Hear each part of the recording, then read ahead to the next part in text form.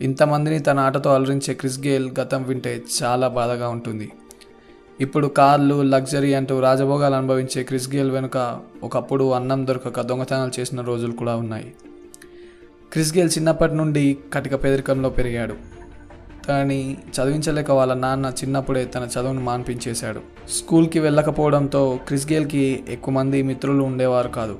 దాంతో తనొక్కడే వాళ్ళ అమ్మకి ఎలాగైనా సాయం చేయాలని అనుకున్నాడు.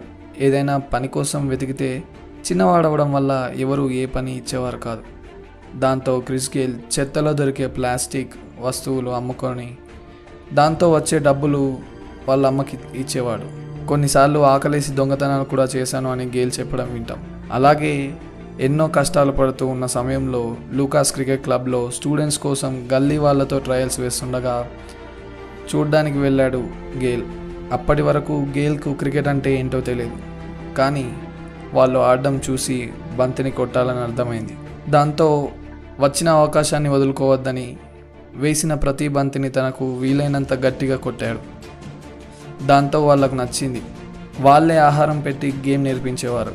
రోజు టైంకి వెళ్ళి ప్రాక్టీస్ చేస్తే చాలు, వాళ్ళే అన్నీ చూసుకునేవారు. అలాగే గేల్ తన పూర్తి టోర్నమెంట్స్ ఆడే రేంజ్కి చేరుకున్నాడు.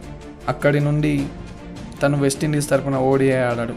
ఒకే క్యాలెండర్ ఇయర్లో 1000 రన్స్ కొట్టిన మొదటి వెస్టిండీస్ ప్లేయర్గా గేల్ పేరు తెచ్చుకున్నాడు.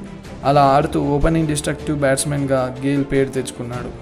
ఇంతవరకు వచ్చాడు. ఇప్పుడు గేల్ ఆస్తులు మొత్తం $15 మిలియన్ గేల్ ప్రకటించారు.